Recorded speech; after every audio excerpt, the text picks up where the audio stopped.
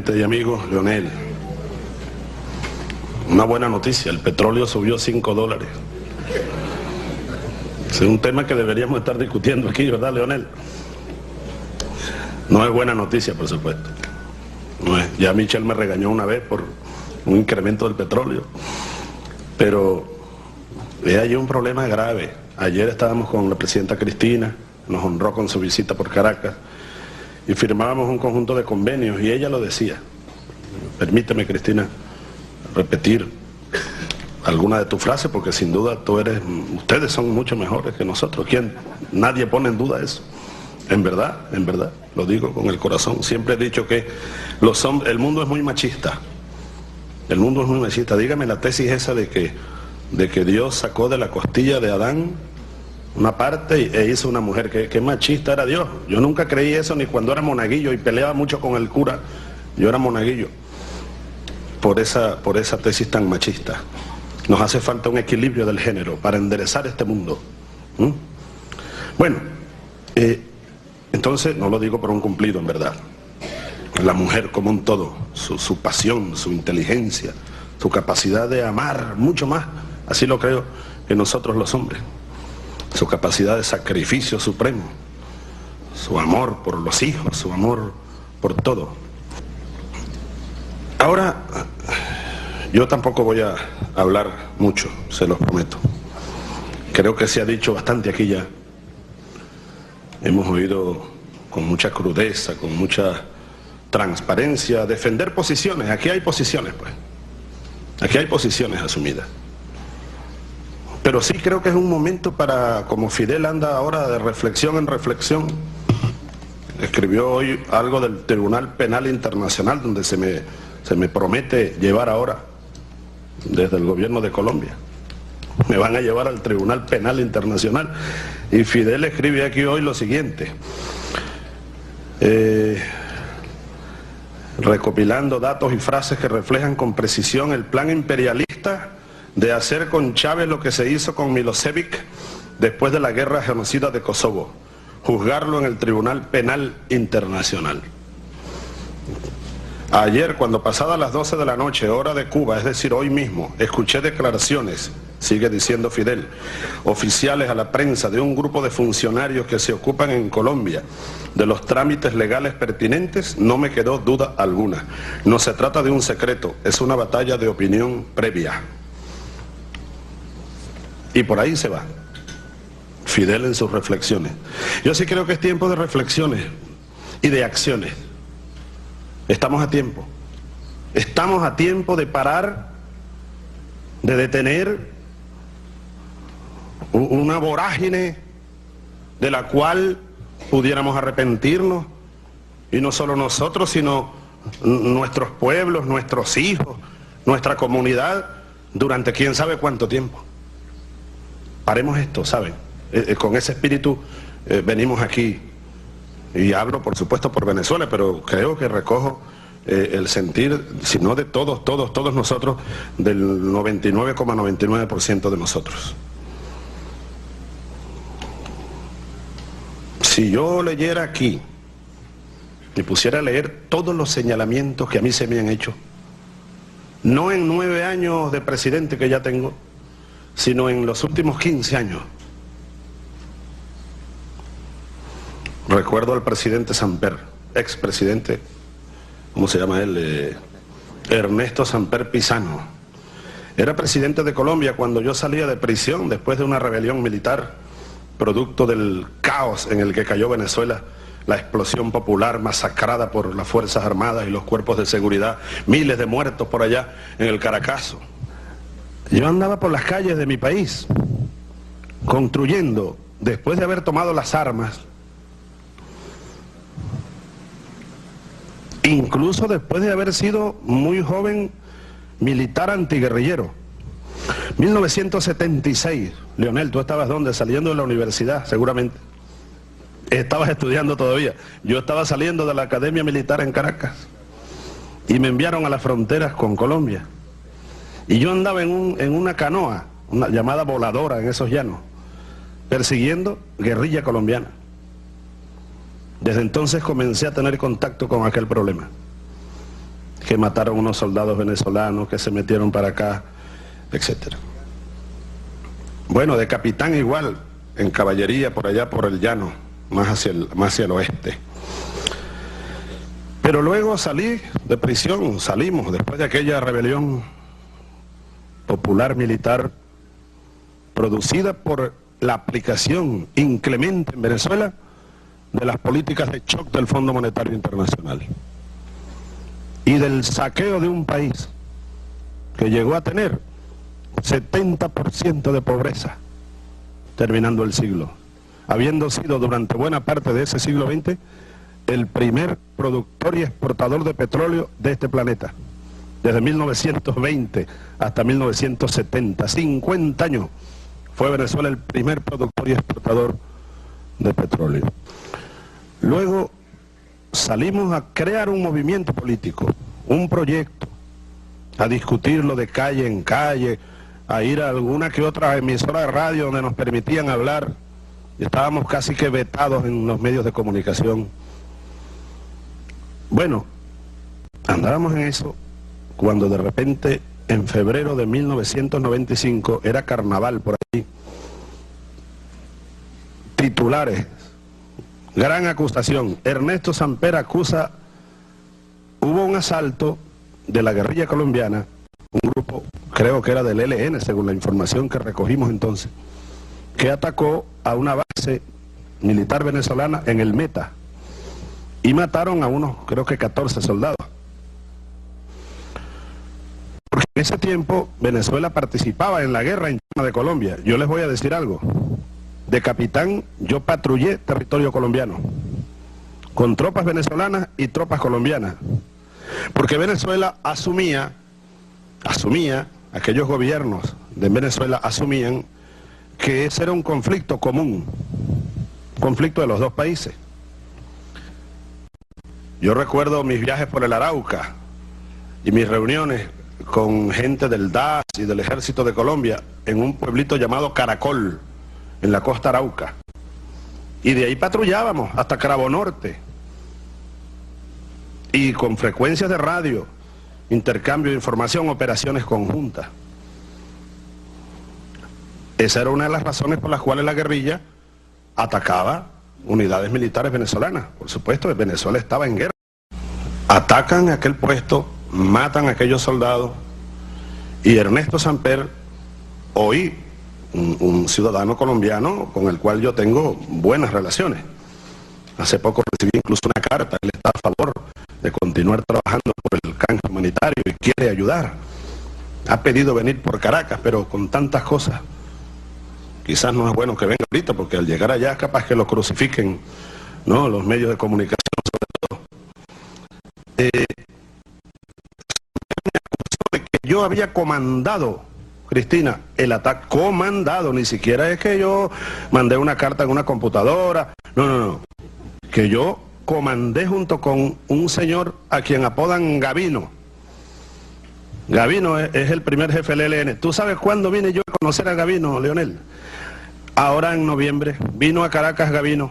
¿Y por qué vino a Caracas? Porque el presidente Uribe, con quien yo tenía una buena relación, a pesar de nuestras diferencias, logramos, y yo me felicitaba siempre por eso. Lo lamento mucho lo que ha ocurrido, ¿no? Pero Uribe me pidió que yo ayudara con el ELN, y yo inmediatamente mandé por Gavino. Por fin, Gavino es un señor bajito así, creo que es paisa como Uribe. Y entonces le di la mano en Miraflores, una reunión secreta, por supuesto. Le dije, bienvenido Gavino, por fin te conozco. Nos tienen emparentados desde hace como 20 años. Gavino y otro señor de la guerrilla del ELN, Antonio García, tratando de ayudar a un acuerdo de paz, a un, ¿cómo se llama? Ellos llaman un cese al fuego. Está a punto de lograrse en diciembre, así lo creo. Eso se vino abajo, como dice Cristina, ¿por qué razón? Es una pregunta muy buena. ¿Por qué razón de repente? También preguntaba Daniel, iba todo bien y de repente se pulverizó todo ese esfuerzo. Buena pregunta para buscarle respuesta, sin estar acusando a nadie en lo personal o en lo particular. Bueno, Samper me acusó de que yo había comandado y le mandó un informe al doctor Caldera. Rafael Caldera era presidente venezolano de entonces, ustedes deben recordarlo. A mí lo que me quedó fue pedir que me enjuiciaran. Yo fui a la corte marcial, no me recibieron, dije, ábranme un juicio, y si me consiguen culpable, bueno, métanme cadena perpetua, aunque en Venezuela no existe afortunadamente esa pena, pero traición a la patria, yo soy un soldado. Me fui a Bogotá, unos amigos me consiguieron allá una entrevista en un canal de televisión, unos amigos militares colombianos, todos militares colombianos, hoy en retiro, la gran mayoría. Y recuerdo que yo me dirigí desde el canal de televisión al presidente Samper, le mandé un mensaje público, le dije, presidente, usted me está acusando de esto, yo estoy aquí en Bogotá, voy a pasar aquí unos 3 días, bueno, mande por mí, métame preso, pues usted me está acusando. No me tocaron un pelo, reconociendo con ello una gran falsedad. Volví a Caracas con el honor intacto, porque era una cuestión de honor. Fui al Ministerio de Defensa, me presenté con un abogado que no me cobró un centavo, un buen abogado colombiano, así lo creo, Ernesto Amézquita. Él se ofreció, me hizo un documento, un buen constitucionalista. Ahora vive en Venezuela, porque lo han amenazado de muerte no sé cuántas veces y se fue con su familia y está trabajando en Caracas, ejerciendo. Bueno, fui a la Fiscalía General en Colombia, me presenté a un fiscal, un documento, firmé, aquí estoy, soy Hugo Chávez Frías, me está acusando el presidente. Bueno, volví a Caracas, salvé el honor. Luego pasaron los años y yo llego a presidente. Y Ernesto Samper Pizano lo conocí en alguna reunión. Creo que lo conocí en la toma de posesión de Uribe, por cierto, conversamos un rato. Y luego él vino a Caracas y es un hombre de buen humor, de muy buen humor, de buen talante, el expresidente Samper. Y hubo lo que llaman química entre nosotros. Empezamos a echar chistes, recuerdo que estábamos ahí brindando por la toma de posesión del presidente Uribe, con una champaña que sirvieron y pasó por el lado mío, ¿cómo se llama? Tom Shannon, uno de ellos, y me dijo, mira, ahí van tus amigos. Y le dije, los tuyos también, porque a Samper hasta la visa se la quitaron los Estados Unidos cuando era presidente. Bueno, y le sembraron una vez cocaína en el avión presidencial. ¿Tú recuerdas eso? Tú no eras presidente todavía. A Samper le sembraron cocaína en el avión presidencial. El plan era, a lo mejor, detenerlo allá en Nueva York, porque él iba saliendo para la cumbre, una cumbre de Naciones Unidas. Y él cuenta luego que un militar de baja graduación llamó y le dijo, presidente, mande a revisar esto y esto y esto. Bueno, no, ni los perros antidroga conseguían la bolsa de cocaína. Estaba por ahí por el tren de aterrizaje, donde era muy difícil llegarle. Se salvó en la raya aquel hombre. Porque no creo yo que el presidente Samper tenga nada que ver con narcotráfico. No lo creo. Le sembraron la cocaína. Tenía un conflicto con los Estados Unidos, no recuerdo las causas exactamente, pero hasta la visa se la retiraron, siendo presidente. Bueno, él vino a Miraflores, Leonel, y yo lo atiendo con mucho gusto, y un cafecito, y yo no tenía en mis planes tocar aquel tema, pero para nada. No. Yo sencillamente salvé mi honor en aquel momento. Y ya yo era presidente, y él un expresidente. Pero él sí quiso tocarlo. Me dijo, no, presidente, yo quiero decirle a usted algo sobre aquello que pasó hace 8 años atrás. Bueno, Samper me dice, mira, a mí me presentaron grabaciones, fotografías, cartas, yo no sé si sacadas de computadora también, mapas, y yo me convencí que usted era un comandante guerrillero, pues, y que tenía bases de operaciones en coordenadas, no sé cuál, tenía un nombre de Atos y de Fundos del lado colombiano, y yo acusé porque yo creía en lo que me daban. Bueno, no importa, presidente, olvídese de eso. Por ahí, por esos años también, el expresidente Banzer, que en paz descanse, en esos años fuimos buenos amigos, a pesar de que él era un militar de la derecha, había dado un golpe de Estado en Bolivia y se lo dio precisamente a un gobierno de izquierda. Pero bueno, éramos presidentes. Yo incluso le decía, mi general, y hablábamos y me visitó en Caracas, yo lo visité en Bolivia. De repente Banzer lo veo en una reunión en Cartagena, por cierto, de la comunidad andina. Y Banzer, yo lo voy a saludar. Y él no me da la mano, me dejó con la mano extendida.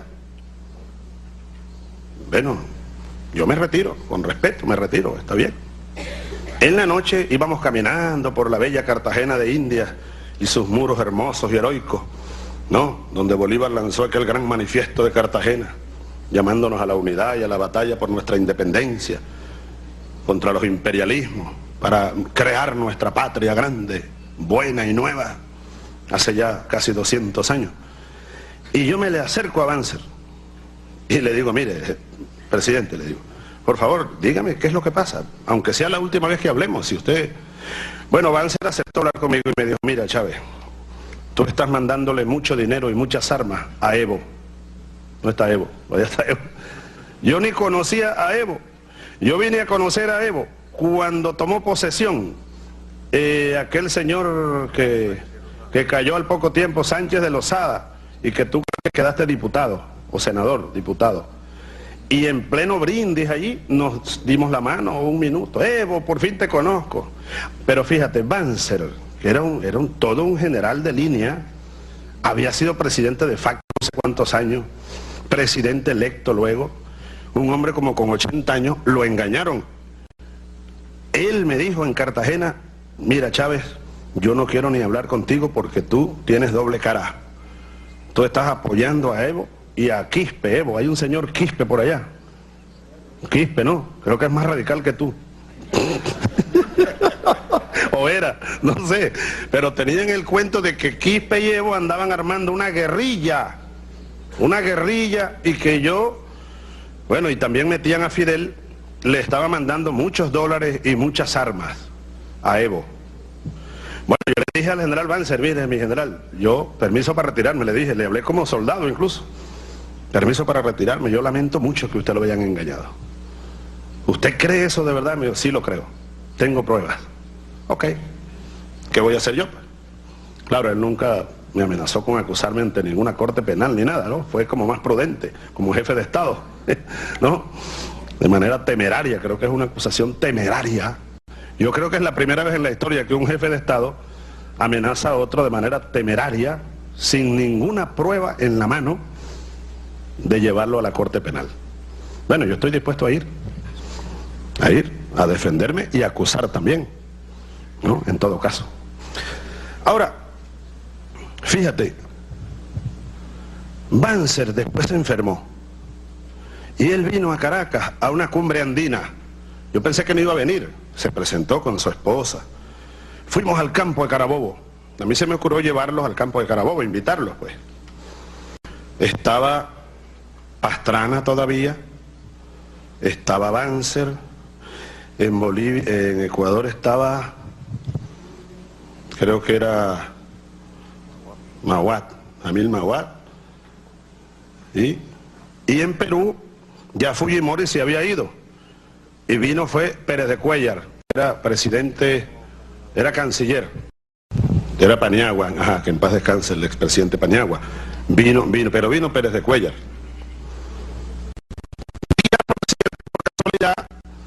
En que la Fuerza de Seguridad de Venezuela capturaron, esa fue una casualidad, a Montesinos, Vladimiro Montesinos, de quien se decía también y se me acusó, el gobierno del Perú me acusó de que yo tenía a Montesinos escondido en Caracas para pagarle favores. De todo eso, Leonel, si yo me pongo a echar un cuento aquí no termino hoy, de todas las acusaciones por el poder de Dios. O sea que lo que me acusan ahora de que estoy financiando con 300 millones de dólares a la FARC, bueno, una raya más para un tigre pues. Yo a quien he ayudado a financiar son actividades económicas en Colombia, con toda la buena fe. Un gasoducto Tranguajiro que costó más de 300 millones de dólares, nosotros humildemente, como Colombia no tenía, hicimos un acuerdo y lo invertimos. Ya está funcionando para llevar un gas de Colombia a Venezuela, dado que Colombia tiene un gas por allá en Punta Ballena y nos hace falta a nosotros para incrementar la petroquímica en el occidente, e hicimos el acuerdo. Ese gas de Colombia dura para unos 7 años. Cuando se termine, entonces vamos a mandar de Venezuela hacia Colombia el gas. Incluso hablamos con Torrijos para llevar ese gasoducto hasta Panamá, ¿no? Y después con Correa para llevarlo a estudiar, a ver si hacemos un gasoducto hacia el Ecuador también. Porque Venezuela tiene, afortunadamente, lo digo con mucha modestia, pero ustedes deben saber la verdad, una gigantesca reserva de gas y de petróleo, de las más grandes del mundo. Y nosotros estamos comprometidos con ese recurso energético, en primer lugar para Venezuela, por supuesto, pero en primer lugar también en el mismo nivel de importancia, para ponerlo a la orden de los pueblos de América Latina y el Caribe hasta donde eso alcance, pues. Ojalá en cooperación con países como México, que tiene energía, Brasil, Bolivia, y estamos trabajando juntos, avanzando. Bueno, Banzer terminó la cumbre y se fueron, Pastrana, se fue el otro compañero, y él se quedó la tarde. Me dijo, Chávez, tú que eres soldado, vamos a recorrer el campo y explícame cómo fue la batalla de Carabobo. Allá hay un mirador y todo, ¿no? Yo con mucho gusto lo acompaño, muy sorprendido y agradado del cambio de aquel hombre, ¿no? Una mano, afecto. En el mirador, no sé si tú has ido, Daniel, al mirador del campo de Carabobo, te invito, que vayamos, están todos invitados. Donde fue la gran batalla, decía Bolívar, aquí nació Colombia. Al día siguiente, el parte de Carabobo desde Valencia, el más grande y hermoso ejército que haya hecho armas en Colombia, cuando le escribe al Congreso en Bogotá, informando del triunfo de Carabobo. Ahí pelearon los granadinos, los venezolanos, los peruanos, no entre ellos, todos ellos unidos contra el imperio, y lograron una gran hazaña, sacar 300 años de coloniaje de estas tierras. Bueno, luego Banzer me dice allá, me dice, Hugo, oye, yo te quiero pedir perdón, ofrecer excusas, me dijo. ¿Por qué? Bueno, porque yo llegué a creer una infamia. Él se dio cuenta, afortunadamente a tiempo, de que también lo habían engañado. Yo jamás le mandé a Evo un centavo, ni un fusil viejo, ni nada. Ni se lo hubiera mandado. Compañeros, yo soy un soldado. Un soldado que por obligación tomó las armas contra un gobierno. Por obligación, porque ya nos habían hecho tomar las armas contra un pueblo. Y cayeron miles de, hasta niños. Explotó Venezuela. Pero luego yo salí de la cárcel con la más firme resolución de no tomar un fusil. Otra vez. Solo lo he tomado un día. Aquella tarde que tú me llamaste, Leonel, que me estaban dando un golpe de estado. Tomé el fusil otra vez. Queremos la paz. Queremos hacer todo lo que podamos por estar en paz nosotros mismos, entre nosotros mismos y dentro de cada uno de nuestros países.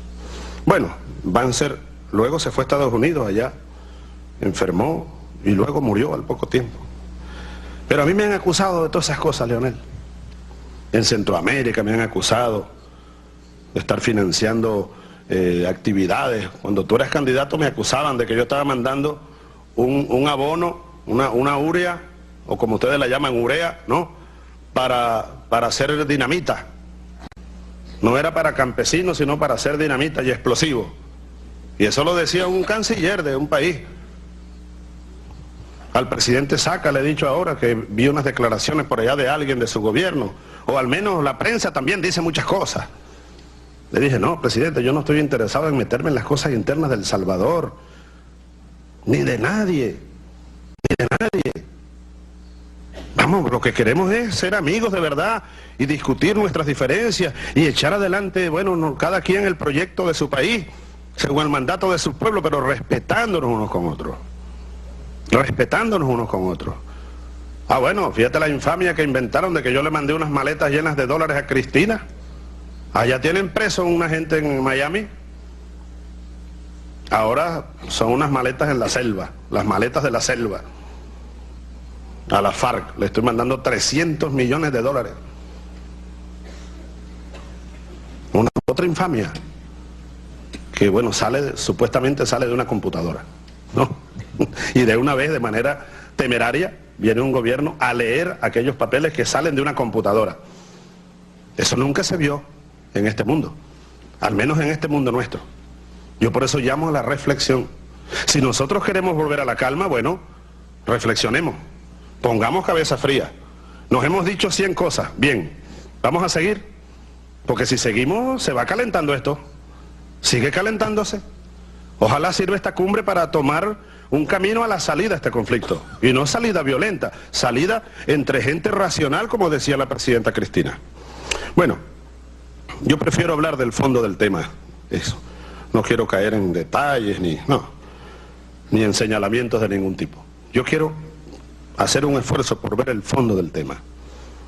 ¿Es la guerra o es la paz? Mira, Cristina, que yo recuerdo muy bien a esa reunión del Cusco.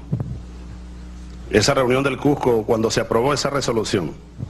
Yo proponía, y hubo un debate interesante, recuerdo que era Lagos, nuestro buen amigo Ricardo Lagos era el presidente de Chile. Hicimos un buen debate. ¿Por qué? Porque yo solicitaba que a ese párrafo que tú leías, que si las Naciones Unidas y no consiguen lograr con Colombia el acuerdo de paz, fíjate que ahí no se habla de terrorismo. Es bueno subrayar eso, porque es que Colombia ha decidido, y uno respeta esa decisión, declarar terrorista a esos grupos guerrilleros. Nosotros no. Nosotros no. No, nosotros no. Solo Estados Unidos, Unión Europea y Colombia. Así que cuando nos siguen restrellando en la cara que ustedes no luchan contra el terrorismo, ya va, ¿de qué me estás hablando, pues? O sea, ¿tú me quieres obligar a mí? ¿O que empujarme a qué? Respetémonos. Para nosotros no son terroristas. Para nosotros son fuerzas insurgentes. Fuerzas guerrilleras, pues. Y creemos que hay que reconocer en primer lugar eso para poder buscar un camino de paz. Y hacia la paz, como ocurrió en Centroamérica, como ocurrió en Guatemala, más recientemente. Yo vi algo de la guerra horrible de Guatemala. Toda guerra es horrible. Me alegré mucho cuando firmaron la paz. En el 96 fue, Álvaro, ¿verdad? Yo estuve allá, tú sabes, de militar. Estuve varios meses en Guatemala. Y oí cosas horribles de esa guerra. Y vi cosas horribles también. Ahora lograron la paz y ahí está Álvaro Colón, que no era guerrillero, pero por ahí. ¿Qué dices tú, Zelaya? ¿Era o no era? Bueno, yo tengo, mira, Álvaro, yo tengo en mi gabinete exguerrilleros venezolanos. Nunca se declaró a la guerrilla venezolana terrorista, y pusieron bombas y secuestraban gente, y a las guerrillas en varias partes de este continente, desde México hasta la Argentina. Aquí hubo una oleada de violencia en los años 60 que uno apenas la vio los últimos ramalazos. Daniel, hace poco estábamos en Nicaragua, hablando de la búsqueda de la paz, y él dijo, mira, allá está el ministro de Pesca, creo que fue que me dijiste, ¿no? El ministro de Pesca de Nicaragua hoy fue un connotado líder de la Contra, y se mataban unos a otros. Yo conocí a Edén Pastora en Managua hace poco, ¿y quién me lo presentó? Daniel Ortega. Y ustedes recuerdan a Edén Pastora, el comandante Cero, líder de la Contra también. Primero fue sandinista, luego se pasó a la Contra, y ahora anda por allá a trabajar. Hablamos de unos proyectos para donde él vive, que es una zona muy pobre de pescadores y todo. Ojalá pudiéramos hacer un proyecto de integración con esa región. Bueno, entonces, el tema de fondo es ese. Tenemos un dilema, pues. Oye, la página del siglo XX pasó, la pasamos. Guerras en casi todos nuestros países, conflictos internos muy duros. Muy duros. Solo quedó Colombia pendiente. Y lamentablemente, pues. Esa guerrilla tiene ahí mucho tiempo, lo sabemos. Y sabemos lo que sufre el pueblo colombiano. Y lo que sufre en nuestra frontera. Lo sabemos, y por eso, precisamente porque sabemos exactamente, quisiéramos buscar un camino a la paz. Ahora, el conflicto se ha incrementado, el conflicto se desborda, y vean ustedes la amenaza que es hoy en día para la paz en esta región latinoamericana y caribeña. Hoy en Ecuador eso no tiene nombre, ya el presidente lo ha denunciado, y nosotros, ya el mundo sabe cómo apoyamos firmemente el reclamo digno del presidente Rafael Correa. Busquemos el camino a la paz, alejémonos de la posibilidad de más guerra, Ojalá pudiéramos, nosotros hemos hecho hasta donde hemos podido. El presidente Uribe no debe preocuparse de que Chávez le está mandando $300 millones o no sé cuántos fusiles a la FARC. Nunca lo haré. Nunca lo he hecho en 9 años y medio casi que tengo de presidente. Bastantes fusiles he podido mandarle yo a la FARC. Bastantes dólares he podido mandarle. No lo voy a hacer, nunca. Porque yo lo que quiero es la paz. Uno quisiera la paz.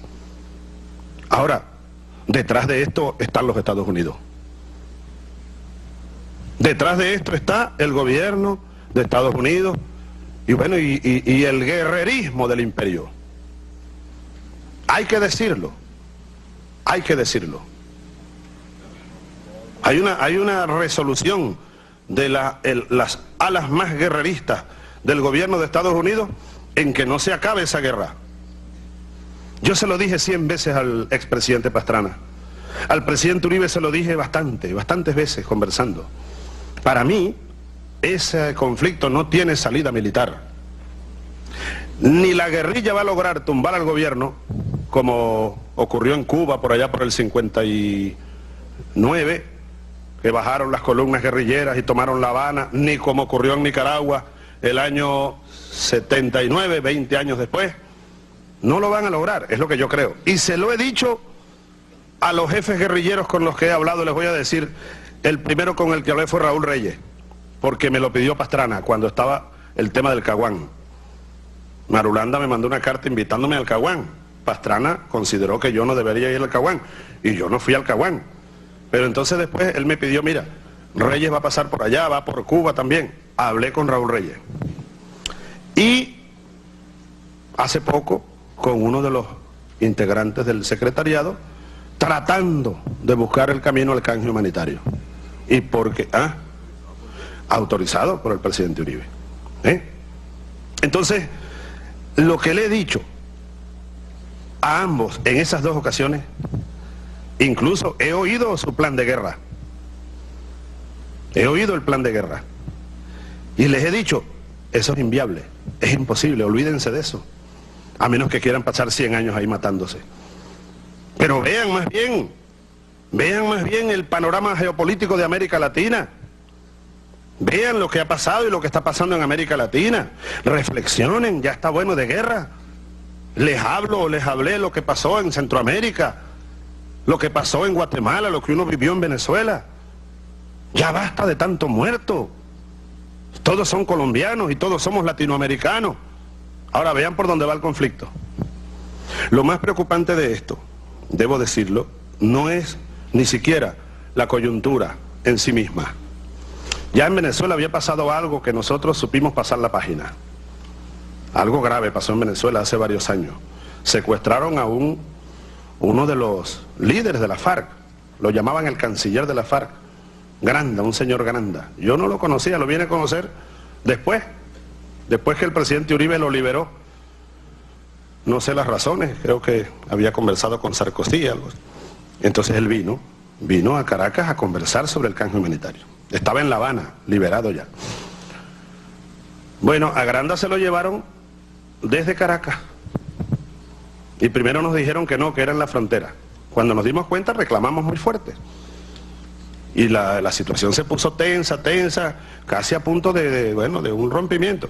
Fidel me llama, me dice, mire, me llamó Uribe, Hugo, yo no puedo ir allá, tú no puedes venir aquí, te mando al canciller Felipe. Y me mandó a Felipe. Bueno, y hablamos, en 2 días estaba solucionado el problema. Y debo reconocer, como lo dije entonces, el gesto del presidente Uribe. Él fue a Caracas, fue a Miraflores, y hablamos no sé cuántas horas, y salimos juntos a la prensa. Y de inmediato y me dijo el presidente Uribe, yo le garantizo que eso más nunca va a ocurrir. Yo ni siquiera exigí que pidiera perdón, ni fui a la OEA, no. Me bastó aquello, y se acabó el conflicto, pues. 5.000 y tantos millones de dólares. Inversiones conjuntas, reuniones. Incluso invitamos a Correa cuando inauguramos el gasoducto. Yo le sugerí a Uribe invitar a Correa, y Correa fue de inmediato, a pesar de que lo avisamos un día antes. Y se fue Correa, y los 3 estuvimos en La Guajira. Yo incluso le solicitaría al presidente Uribe que recuerde un poquito que en La Guajira los 3 hablamos. Y yo le pedí a Correa, y bueno, ahora no sé si arrepentirme, Rafael, porque yo te pedí a ti que nos ayudaras con el canje. Porque pudiera ser por las informaciones que tenemos, que algunos de los secuestrados y rehenes estén más cerca de Ecuador que de Venezuela. Fíjate, la última operación de rescate, los helicópteros volaron 4 horas. Claro, son helicópteros de salvamento que tienen tanques adicionales, con grandes riesgos. Yo le dije a Rafael, mira, Rafael, dentro de este proceso de la liberación de los rehenes, a lo mejor algunos pudieran salir por Ecuador, ¿tú estás dispuesto a ayudarnos? Me dijo que sí. Y el presidente Uribe, yo le pido que recuerde un poquito, que hablamos en una carpa en La Guajira, y le dije, mira, el presidente Correa nos quiere ayudar en esto. Y empezó Correa a trabajar en eso, y eso es lo único que a nosotros nos ha movido, por el amor de Dios. No nos dejemos manipular por quienes nos quieren poner a pelear. Mira, aquí está Yadgueo Barrat. ¿Se fue Yadgueo? Ah, se fue. Yadgueo es un buen compañero, hombre bastante joven. Mira, Leonel, está en documentos, pero yo lo viví. Cuando gobernaba Guyana, aquel hombre de izquierda se llamaba Forbes Borhan. Casi hay guerra entre Venezuela y Guyana. Una vieja reclamación territorial de la que casi nadie recordaba, porque viene de tiempos inmemoriales, desde que estaba ahí la Guayana inglesa, hasta el Esequibo. Comenzó a ser desempolvada. Y venían oficiales norteamericanos, yo lo recuerdo, yo era apenas un alférez por graduarme y estaba haciendo curso básico de comunicaciones. Y nos dieron una conferencia sobre el caso Guyana. ¿Quién la dio? Un oficial gringo. Los gringos tenían presencia, bueno, tenían comando, mandaban en la Fuerza Armada Venezolana. Hasta hace 8 años que eso comenzó a desactivarse, pues. Dirigían operaciones, dirigían ejercicios de entrenamiento, adoctrinaban a nuestros militares para la represión, la Escuela de las Américas, todo eso hay que enmarcarlo. Ahora, yo recuerdo que casi hay guerra. Ahora, después de 20, 30 años, sale la verdad. Nos querían utilizar para invadir Guyana a nombre de aquel reclamo territorial para derrocar al gobierno de Forbes Borhan, gobierno de izquierda. Está en documentos, Yadgueo incluso consiguió unos documentos allá en Guyana, con complicidad de guyaneses de la derecha, algunos militares, otros civiles, fíjate, contra su propia patria, solo para sacar a un gobierno de izquierda que fue elegido, hay que decirlo, por cierto. Después estuvo aquel señor Borhan Yagan, Chedi Yagan, yo conocí a su viuda que fue presidenta, cuando yo asumí, ella era presidenta, es una buena amiga, está allá en Guyana. Entonces, más allá de todo lo que se pueda decir, de lo que nos hemos dicho, bueno, busquemos salida, pues. ¿O es que queremos la guerra? No, no la queremos, nosotros no. Ahora, imagínense ustedes que vuelva a ocurrir una cosa parecida en Ecuador, o en Venezuela, o en Brasil. Porque a mí lo que más me preocupa, debo decirlo, es que el gobierno de Colombia ha pedido disculpas. Lo ha ratificado el presidente de Colombia. Pero, él está aquí reivindicando un principio de soberanía que inventaron ellos, pues. Una cosa rara, una soberanía extraña. Colombia reivindica, incluso después de la reunión de la OEA, Colombia sigue por voz de sus máximos funcionarios, ministro de Defensa, vicepresidente. El vicepresidente anda como loco diciendo por ahí que hay una bomba entre Venezuela y Colombia, no sé qué más. Bueno, allá él. ¿No? Pero están reivindicando, Leonel, queridos colegas, presidenta, señor secretario general de la OEA, Colombia sigue reivindicando, bueno, el derecho a lo que ellos llaman combatir el terrorismo donde esté. Y eso es muy, muy peligroso. Esa es la doctrina Bush. Esa es la doctrina aquella anunciada por Bush de los oscuros rincones del mundo, pues. Salvando las distancias y las magnitudes, es la misma doctrina que llevó, a través del engaño y las pruebas falsas de los órganos de inteligencia y aquel cuento de las bombas de destrucción masiva, a invadir a Irak. Y todavía está esa guerra, todos los días hay 100 muertos, no sé cuántos muertos. Y Afganistán.